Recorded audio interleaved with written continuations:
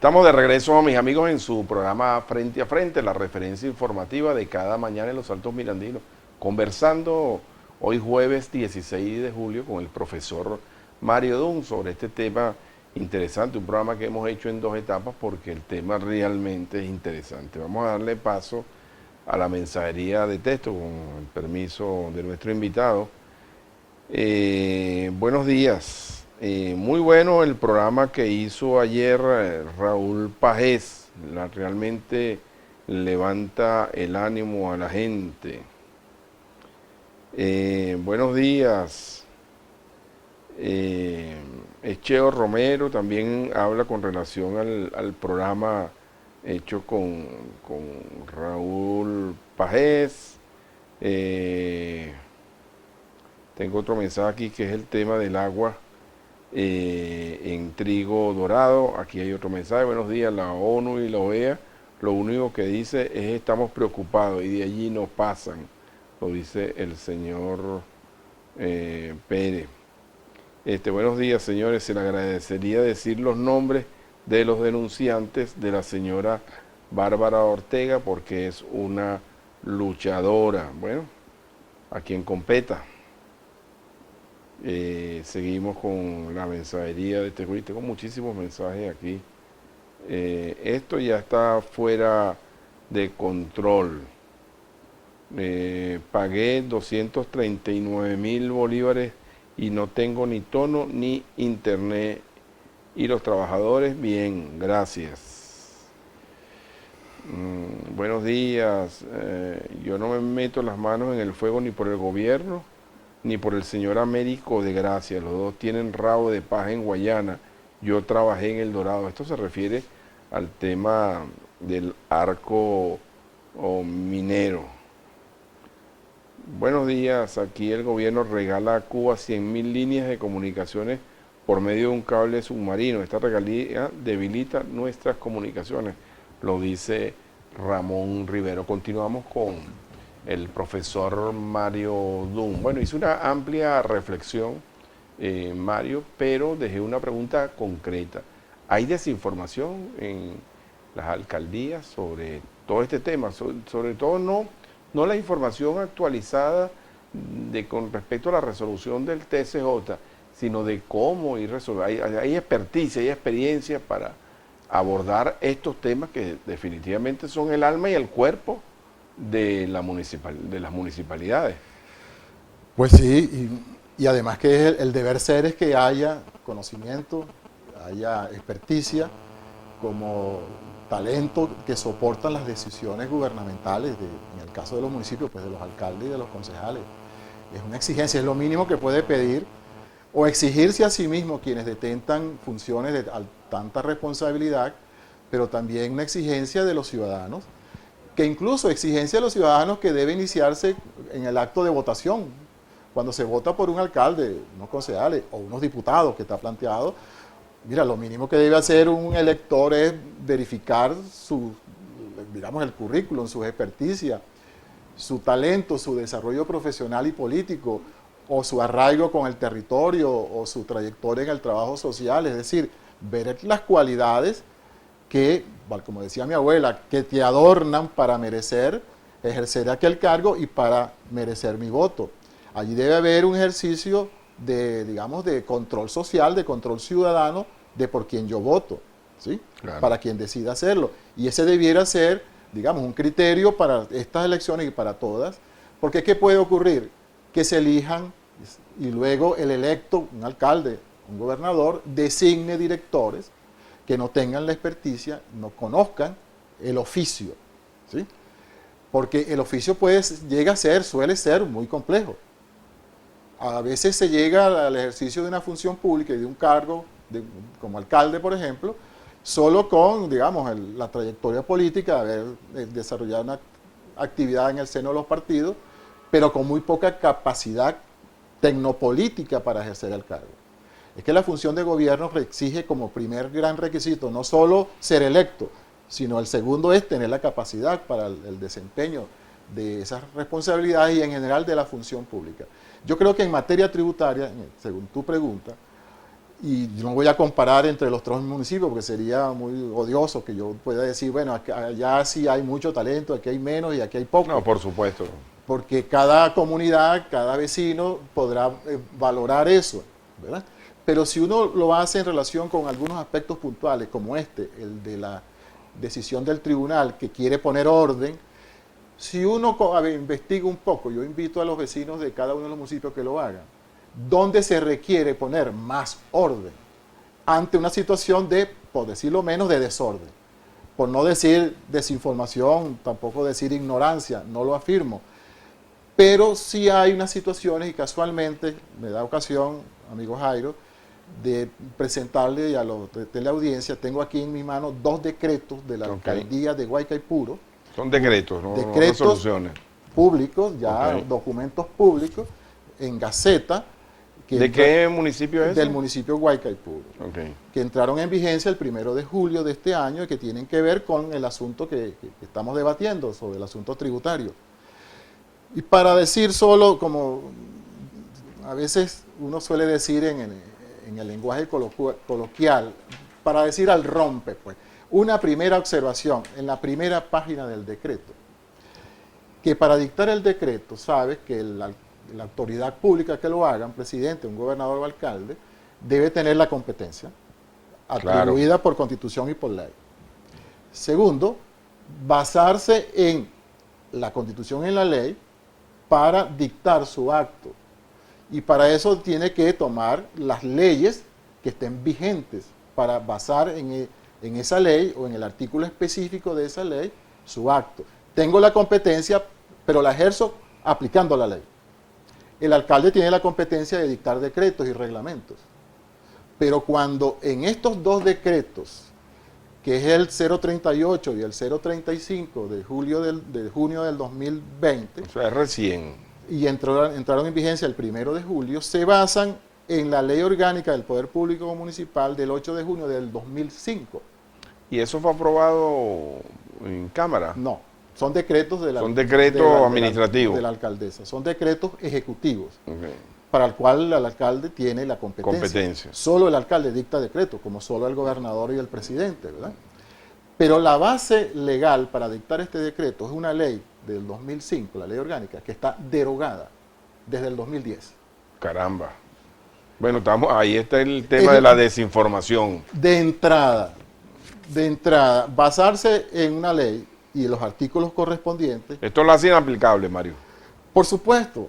Ya tiene un vicio de nulidad, porque como decíamos antes, tienes la competencia de dictar decretos, pero lo haces con base al principio de la legalidad, basándote en una ley vigente, no en una ley que fue derogada por otra ley. Claro. Aun cuando es la misma ley orgánica, pero la del 2005 fue derogada por la misma ley, que es una ley nueva, ni siquiera es una reforma, se hizo una nueva ley orgánica en el 2010, que entró en vigencia en el 2010. Como decimos de entrada, allí hay un vicio de nulidad de este instrumento, ¿verdad? Se dirá, bueno, un error material.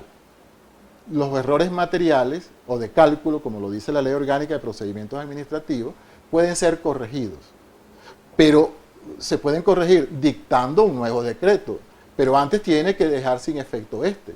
Por supuesto. Porque tiene un vicio de nulidad por un incorrecto basamento legal.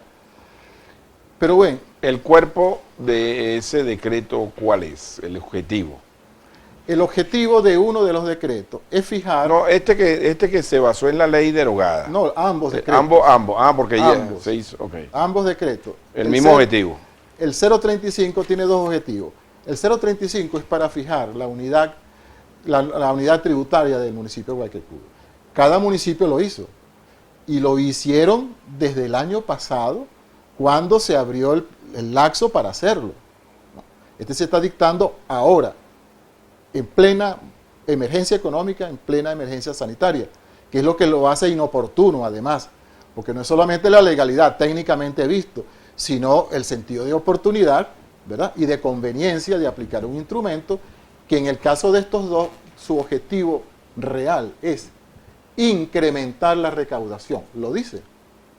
Y se argumenta que en virtud de la guerra económica y del estado de emergencia económica, las alcaldías se ha visto afectada económicamente en sus ingresos. Es cierto. Pero la perspectiva para producir un instrumento como este que produce tanto impacto económico no es solo las finanzas de la alcaldía, es la finanza de los contribuyentes. Claro. Y además, ese es el verdadero propósito de regular los tributos, considerando la capacidad contributiva en virtud del principio de la proporcionalidad y de la progresividad que está en la Constitución, porque no tiene un carácter confiscatorio y porque tiene que estar en proporción con la capacidad de pago.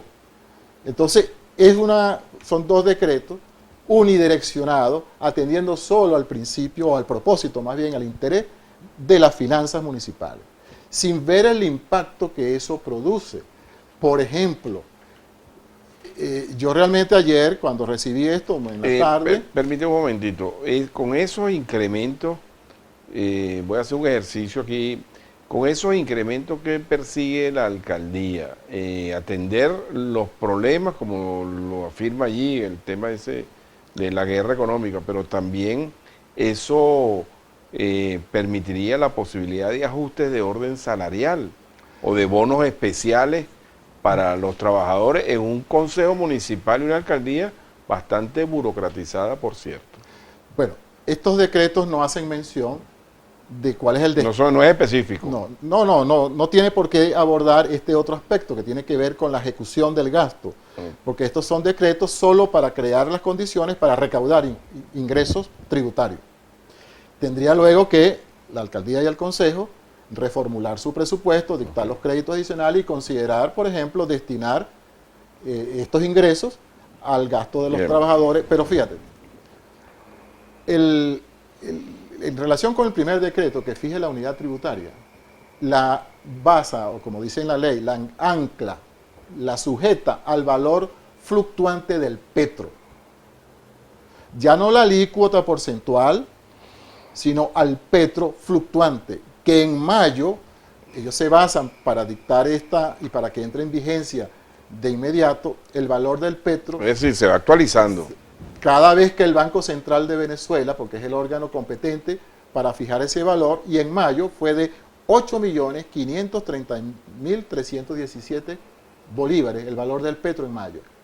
Pues anoche yo visité la página del Banco Central para ver en cuánto ha fluctuado, y está en más de 12 millones de bolívares el valor. Es un incremento de casi 40% en menos de un mes. Y en agosto, quién sabe cuánto va a incrementarse, porque es fluctuante el valor del petro. Ahora, ¿cómo soportan las empresas esto, Mario? Ahora, ese es el valor de cálculo, o la unidad de cálculo para, sobre esta base, calcular matemáticamente el pago de tasas e impuestos. 12 millones. Pero cuando uno pasa al siguiente decreto, que reglamenta las ordenanzas de actividades económicas del año 2018, yo no me voy a hacer eco de una situación que hay en el Consejo Municipal, según el cual estos dos decretos fueron proyectos de ordenanza. Y en tanto que el Consejo Municipal no lo aprobó en virtud del contenido de aquel proyecto de ordenanza, la alcaldesa optó por dictar decretos. Eso está en el debate público. Nuestro propósito no es entrar en ese debate o considerar si es verdad o no lo es, o cuánto de verisimilitud puede tener esto, pero la opinión pública se va a formar su propio criterio. Yo me remito exclusivamente al contenido del documento, que es un documento público, y al hacerlo estoy ejerciendo un derecho de control ciudadano que me da la Constitución y la ley, como ciudadano y vecino de Guaycaipuro. Es decir, que no me estoy haciendo parte de ninguna maniobra o juego en relación con esto, pero la verdad es bueno que se documente y se diga. Por ejemplo, la verdad numérica, que es impelable. Si se fija la unidad tributaria de cálculo aritmético en el valor fluctuante del petro, que estuvo en 8.530.000 y ahorita está en más de 12 millones, y cuando acá, en el reglamento sobre actividades económicas, se establece actividad económica, la unidad tributaria multiplicado 50 unidades tributarias, es decir, 8.530.000 o 12 millones multiplicado por 50, una tasa ¿Para qué ese pago o por qué se justifica este pago? Para una simple solicitud de autorización y registro para actividad económica. Si tú vas a abrir una bodega en Guaycaipuro, tienes que solicitar una autorización. Ese solo acto, y la autorización es un documento, un folio, ¿verdad?, emitido por la Dirección de Hacienda. Debo pagar 50 unidades tributarias. ¿Y cuántas son las 50 unidades tributarias? Anclado al petro. Anclado al petro son 610 millones de bolívares. Es decir, 2.772 dólares. Es imposible que una bodega los pueda pagar. Por supuesto. Tengo otra inquietud, Mario. Ahorita hay ley seca, ¿correcto? Ley seca, creo que la decretan los propios municipios. No sé si existe una ley, me perdonan la desinformación, no sé si existe una ley a nivel nacional o un decreto de que estamos en ley seca con relación a la pandemia, pero sí sé por lo menos que en Los Alias hay una disposición y entiendo que en Guaycaipuro también. Esos negocios que se dedican a la venta de licores, frente a una ley seca, ¿tienen que rendir también sus tributos o están exentos? Bueno. Se me ocurre esa ingenuidad, sí. Entre otras, ¿no? Pues bien, he allí otra de las dudas y los impactos no aclarados que tiene tanto la aplicación de un instrumento como este, como la suspensión de la venta, por ejemplo, de licores. Cuando se otorga esa licencia, que en el caso de Guaycaipuro, y quiero volver al punto, yo quisiera que alguien me explicara y que me desmintiera esto, porque la operación de cálculo es una simple operación matemática. Multiplico el valor de la unidad tributaria que está en petro por la cantidad de unidades. Eso es muy simple. De manera tal, pues, que quisiera que alguien luego explicara cómo, si esto es un exabrupto o es un error numérico, que en vez de 50 unidades hubiesen querido escribir 0,50, pero lo cierto es que está escrito y está publicado, es público, entró en vigencia, ¿sí? Por supuesto. Es que en la medida en que vas desmenuzando esto, me surge una cantidad de interrogantes. Por supuesto, frente a la decisión asumida por el TJ, esto queda suspendido, ¿verdad? Las tasas quedan suspendidas. Okay, pero imagínate que dentro de 3 meses me vayan a cobrar un retroactivo de exacto. esto. Por lo que dijimos antes, estás acucioso, estás viendo la película completa del impacto a futuro, porque la medida del tribunal es de suspender, no de anular. La obligación de pago sigue vigente, porque la licencia de actividad económica es permanente, se renueva cada año. Por lo tanto, quien esté obligado a pagar en virtud de la licencia, realice o no actividad económica, por ejemplo, las licorerías que cierran o el departamento de licores de un supermercado que no vende, allí ellos tienen un código por esa actividad económica de venta al de tal o al mayor de licores. Y si no suspende la licencia temporalmente, pues sigue activa y estás obligado a pagar. ¿Cuánto? Ya se verá. Pero ya se verá en tanto que hay que esperar la decisión del tribunal. Si finalmente lo anula o lo reconduce a un monto X, con efecto retroactivo, porque pudiera, para resolver esto. Pero te voy a decir un asuntico relacionado con esto. La patente, así llamada antes, que es la licencia de actividades económicas, como dijimos, es permanente, salvo que sea suspendida y se renueva cada año, te obliga a pagar permanentemente, por mensualidades. Si la actividad económica se realiza y declaras ingresos brutos, pagas una alícuota sobre esos ingresos brutos. Pero si no tienes actividad económica, como la que no hubo en abril y mayo, que estuvo prácticamente cerrado todo, después fue que se flexibilizó, solo se vendían algunas cositas. No tener actividad económica y estar obligado a pagar. Para eso el Código Orgánico Tributario y las ordenanzas de este impuesto establecen el llamado mínimo tributable. Si mis ingresos, porque cerré el negocio, se redujeron a 0, ¿cuánto voy a declarar y cuánto voy a pagar? ¿Sobre base 0? No. La ordenanza establece un mínimo tributable. Nunca podrá pagarse menos impuestos por debajo del mínimo tributable, que está en el Código Orgánico, es una obligación. Hagamos un ejercicio numérico. Bueno, el ejercicio numérico está en este segundo decreto, que establece, el decreto que establece el reglamento de la ordenanza, donde están los diversos rubros. Yo visité, o una señora me llamó, que ya tiene una patente, una licencia de restaurante y licores en copa, suspendió licores en copa, porque ese restaurante se convirtió hoy en una lunchería donde vende combos de pastelitos y empanadas con malta, por el impacto económico. Claro, por supuesto. Pues bien, como no tuve actividad económica en abril y mayo, porque ya debo decir que los comerciantes tienen que hacer una declaración preliminar por trimestre. El segundo trimestre, abril, mayo, junio, hace una declaración preliminar de ingresos estimados y paga sobre los ingresos que estime. Luego, al término del trimestre, hace una declaración definitiva y compensa, paga lo que finalmente tuvo como ingresos reales llevado por la contabilidad. Pues bien, abril y mayo no tuvo actividad. Entonces tiene que pagar ahora en julio, el segundo trimestre, abril, junio, de acuerdo a lo que con base a esto. Significa que abril y mayo tiene que pagar mínimo tributable, porque estuvo por debajo, no tuvo ingreso, tiene que pagar un mínimo, que es un nivel. Ahora, ¿sabes qué? Ella tiene ahorita una venta de lunchería, y tiene que pagar 35 unidades tributarias como mínimo tributable. Anclado al petro, ¿cuánto es? Multiplicado por 8.530.000. Y bueno, estamos hablando de lo que dijimos antes. En dólares, bueno, esa señora no puede seguir. No puede. En el mes de marzo ya tuvo ingresos que declaró de 23 millones de bolívares. 23 millones. Pagó en aquel entonces 600 y pico mil bolívares.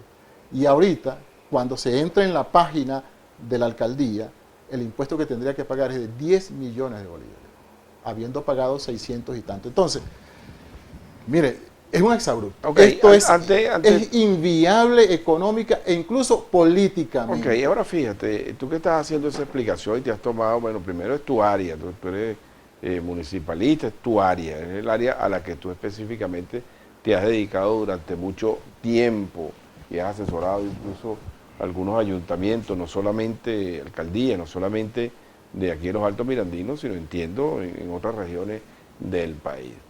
Frente a ese crudo y descarnado documento de trabajo que han hecho la alcaldía específicamente de Huaycaipuro, y frente a una decisión del TSJ, ¿cómo va a quedar esto, Mario? Bueno, porque entonces aquí hay como una especie, siempre se deja una especie de laguna como para, o una especie de ganchito verde donde te cuelgas. Pues bien, yo creo y quiero creer que habría una vía de solución en este lapso de los 90 días. Tengo información de Miranda y de Carabobo que, en virtud del lineamiento que dictó el Tribunal Supremo, de crear las llamadas mesas técnicas de gobernadores y de todos los alcaldes del país y todos los gobernadores, y coordinado a nivel nacional por el vicepresidente. Los gobernadores de estado coordinan en su entidad esas mesas técnicas. La primera información que está solicitando el equipo tributario del gobierno regional son estas tablas. Todas las tablas, valga la expresión tabla, es decir, el clasificador económico, las tarifas, los conceptos de todos los impuestos y las tasas. Acá en Miranda estuvo planteado para el lunes que se hubiese realizado una videoconferencia del gobernador con sus alcaldes. Ayer la hubo en Carabobo. Y el lineamiento es, le mandaron unos formatos, mándeme todas las tablas. Porque el propósito es uniformar o armonizar las alícuotas y las tablas. Esa es la vía de solución. Pero políticamente hablando, el gobernador, ¿verdad?, que tiene a su vez, digamos, unos buenos oficios y tiene una responsabilidad administrativa y política, puede poner orden en cada entidad. Como tengo información, está ocurriendo en Carabobo, ¿sí?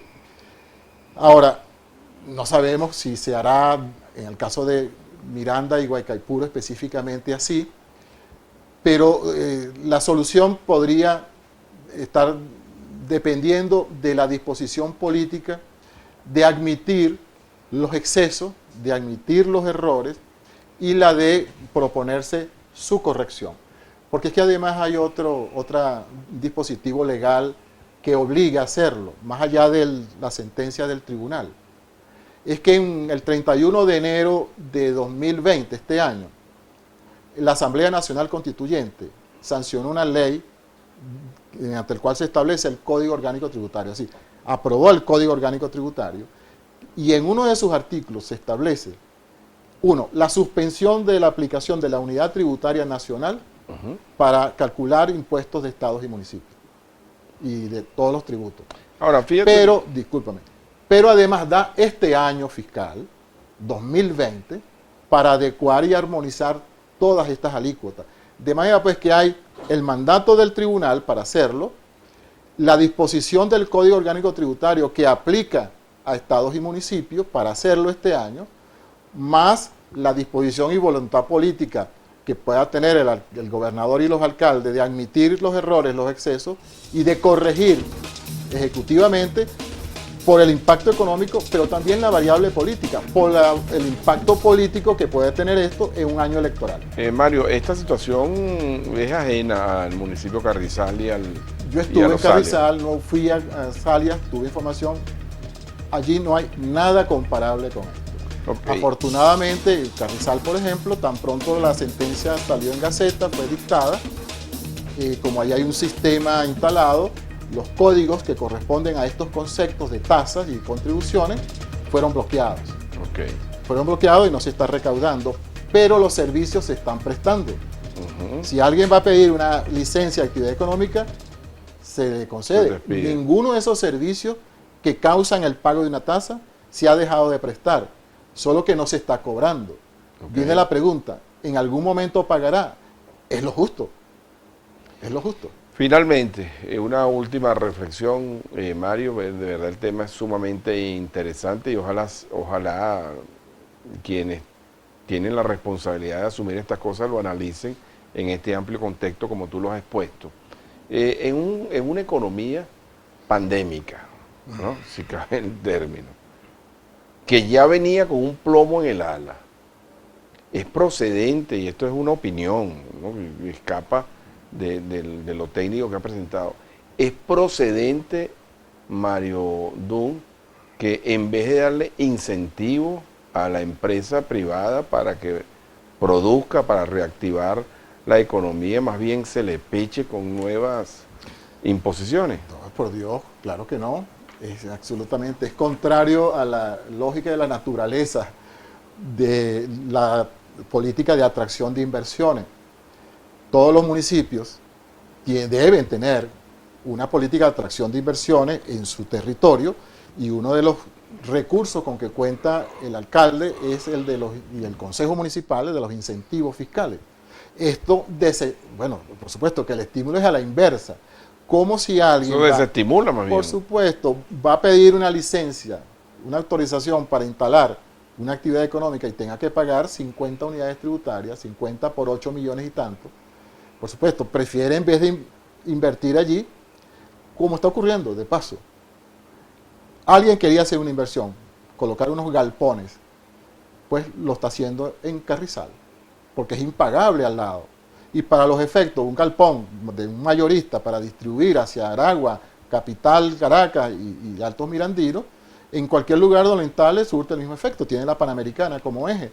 Pues bien, el estímulo de unas tasas controladas y frente al desestímulo o cómo se ahuyenta como política del municipio de al lado, conduce que alguien se favorece o alguien se perjudica. Yo creo que se perjudica las arcas de Guaycaipuro cuando pone unas tasas como esta, confiscatorias.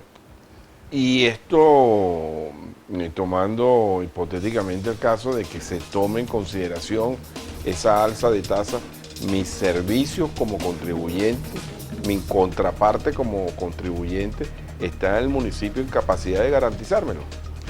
Bueno, es su obligación hacer el esfuerzo porque el deber del municipio está al servicio de los ciudadanos, está al servicio del bienestar social, al servicio del desarrollo local, está obligado a cumplir con las obligaciones, hasta donde materialmente sea posible.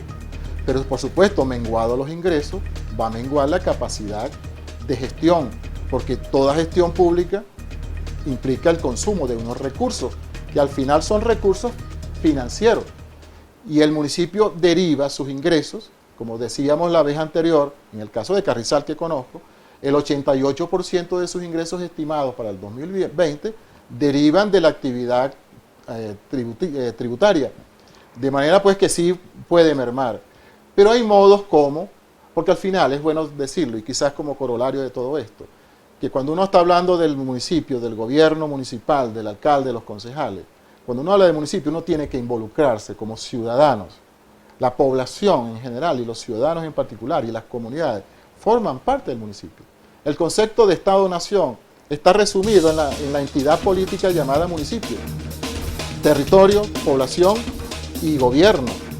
El municipio tiene una responsabilidad, es una corresponsabilidad.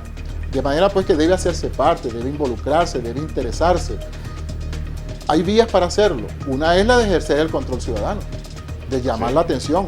Hay otros mecanismos que la ley le confieren y hay unos medios de participación para ello. De manera pues que esta problemática ya no solo es del alcalde o del gobierno o de los concejales. Esta problemática es del municipio. Por lo tanto, hay un aspecto que aquí también se violó, que no quisimos entrar en muchos detalles, que cuando se aprueba estos dos decretos no se hizo consulta pública. Lamentable. Y es una obligación constitucional y legal, y el no haberse hecho consulta pública, porque afecta a intereses, son instrumentos de efectos generales, afecta a los contribuyentes, tuvo que consultarse a los contribuyentes. Por supuesto. Y al no hacerse consulta pública, dice la ley orgánica de la administración pública, convierte este acto en nulo. Caramba. Bueno, Mario, te agradezco muchísimo el tiempo que te has tomado en venir en la mañana de hoy aquí a los estudios de Mira TV, un tema sumamente interesante, sé que va a traer cola, pero creo que aclara muchas cosas con relación a los tributos. Y bueno, creo que vamos a tener oportunidad de seguir analizando. Así que te agradezco mucho, Mario, haber venido en la mañana de hoy. Amigos, y yo los espero mañana viernes en su programa Frente a Frente. Mañana, por cierto, vamos a abordar con el ingeniero Carlos Valero el tema de las elecciones de los Estados Unidos. Y ustedes dirán, bueno, ¿qué tiene que ver esto con nosotros? Y tiene muchísimo que ver, porque también le vamos a buscar la vuelta con relación a lo que eso puede significar, esos resultados de las elecciones de los Estados Unidos con relación a la situación, a la tensa situación política de Venezuela. Así que no se lo pierdan, yo los espero mañana en su programa Frente a Frente, la referencia informativa de cada mañana en los Altos Mirandinos.